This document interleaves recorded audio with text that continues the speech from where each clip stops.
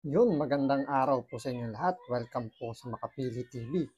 Nag-appoint po si Pangulong Bongbong Marcos ng kanyang bagong spokesperson. So, tinanggal na naman po niya yung dati niyang spokesperson at ngayon ay kumuha siya ng bago sa katauhan ni Atty. Claire Castro. Isa po itong abogadong vlogger na kagaya ni Atty. Libayan. Pero siyempre, mas malala si Atty. Libayan kesa dito kay Atty. Claire. Yun nga lang, mas taklesa itong si Atty. Claire na ngayon siya yung USEC. So, spokesperson siya ni Pangulong Bongbong Marcos. So, dahil siya yung kinuha at ang tingin dito ni Banat Bay, siya yung bagong attack dog ng administrasyong Marcos. Kumbaga siya yung itatapat sa mga vlogger na sinasabi nila na nagpapakalat daw ng mga fake news.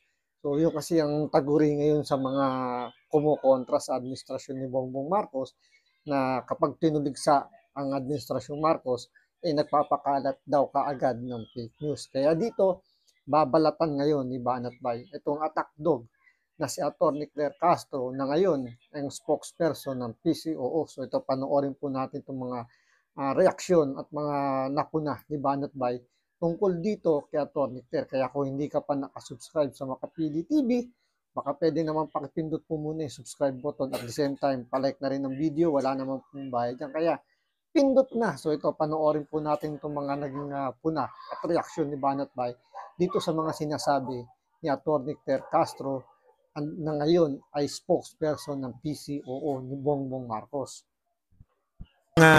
Mukhang yun ang dahilan kung bakit siya na-appoint dahil siya ay maingay at kailangan ng attack dog ni Marcos. Alam nyo naman po si Marcos, medyo mahina ho ito pag nagsalita, parang hindi mo maintindihan, uutal-utal. Hindi niya mabigay yung ano niya. Kita nyo ha, sabi niya nung una, hindi nyo ba nakita inconsistency nitong maman to? Sabi niya nung una, hindi siya mag-appoint ng spokesperson. Tapos eventually nag-appoint siya, napalitan, kada taon napapalitan yung spokesperson niya, di ba? Kaya nga sabi, di ba yan yung sinabi ni Bongbong Marcos nung pag-upo niya bilang presidente na hindi siya kukuha ng spokesperson at gusto niya siya yung sasagot para magmukha siyang bright. Pero yun nga lang kasi nga puro sablay yung mga pinagsasabi niya, parang wala sa hulog o medyo kumbaga lutang yung utak niya, kaya iba-iba yun na isasagot niya. So siguro, yan yung naging payo sa kanya ng mga nakapaligid sa kanya na kumuha ng bagong spokesperson sa katauhan ni Atty. Claire Castro. So, mga ka-Claire, panoorin nyo itong si Atty. Claire Castro. kaya nga sabi ko nga dito bakit kaya? Siguro naghahanap siya ng pareho niya na ano, gumaganong-ganon din. Wala siya makita. Kaya ayun, pinalitan niya. Hindi. Biro lamang po. Pero ito hong bagong in-appoint niya, aba, ang ingay sa social media. Kakaano pa lang, feel niya na. Feeling ko matatanggal din tong babaeng to Hindi, feel na niya po yung pagiging spokesperson o press secretary. Tingnan natin kung tatagal ka, babae ka, ha? Ito. Panoorin po natin itong bagong tirada nito at pasinungalingan natin ng mga pinagsasabi nitong press secretary nila. Tingnan ninyo ha, pasok. Doon sa gold reserves kasi PRRD mentioned or is accusing the Marcos family of stealing and selling the country's gold. Just so it's clear. Okay. Hindi pa to campaign joke ulit ni dating Pangulong Duterte? Hindi ba tayo nasanay dun sa jet ski promise niya?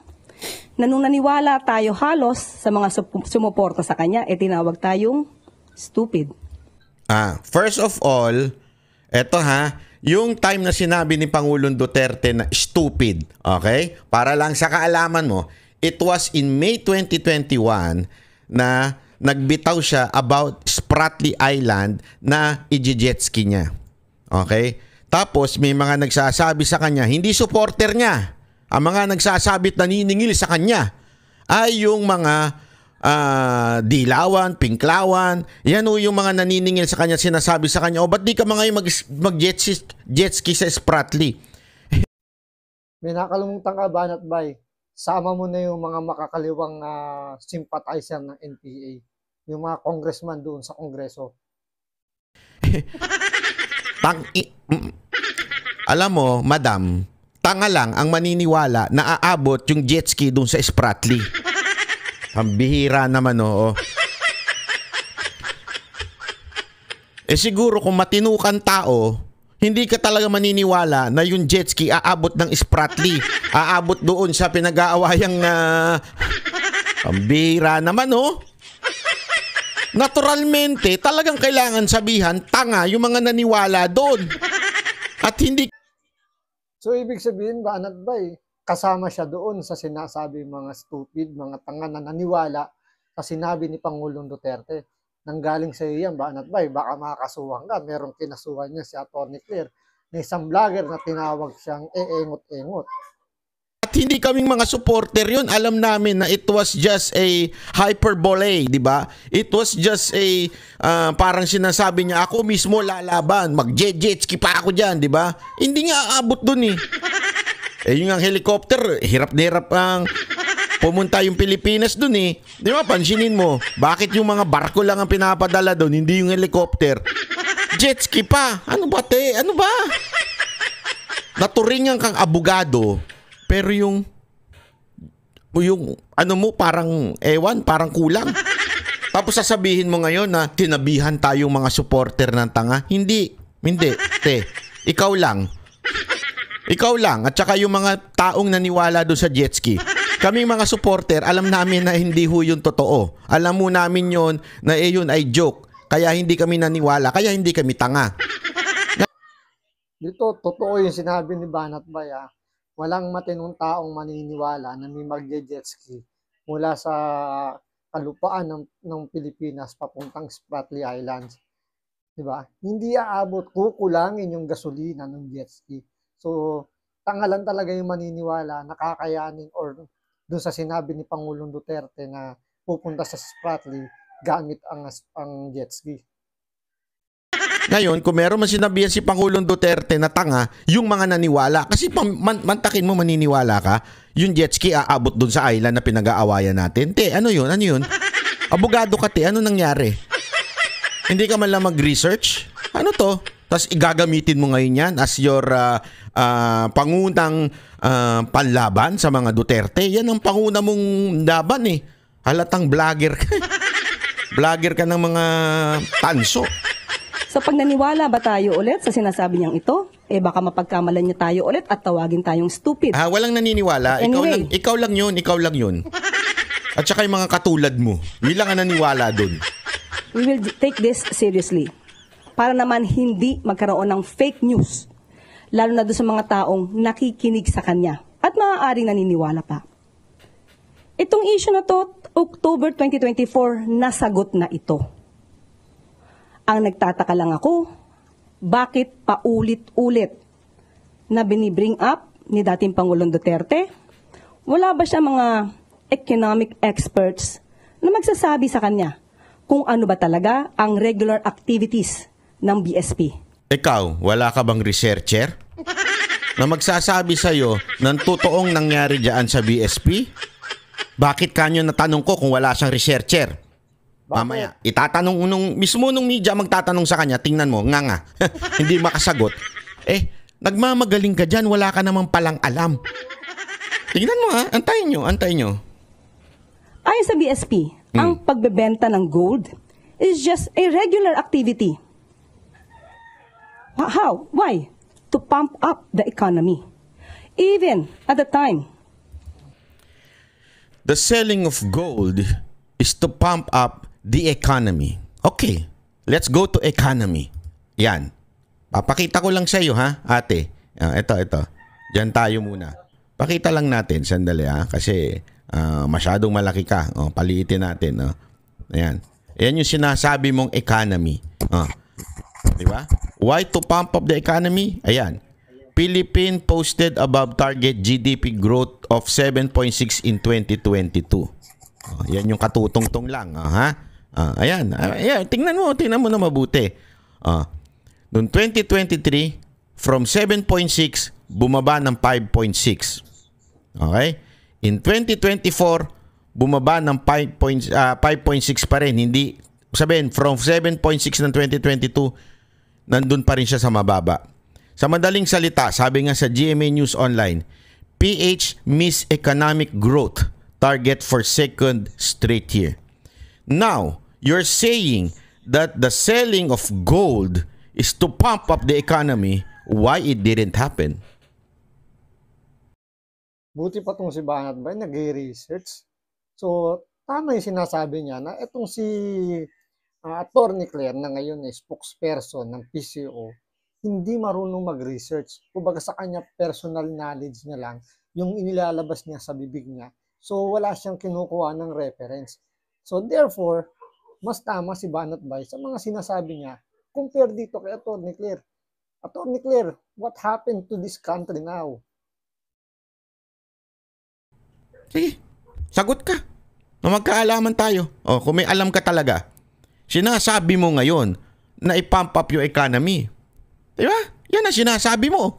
O bakit hindi nangyari? Bakit hindi nangyari? Remember, kasi may diskarte ho dyan. Ang gold is like a stocks.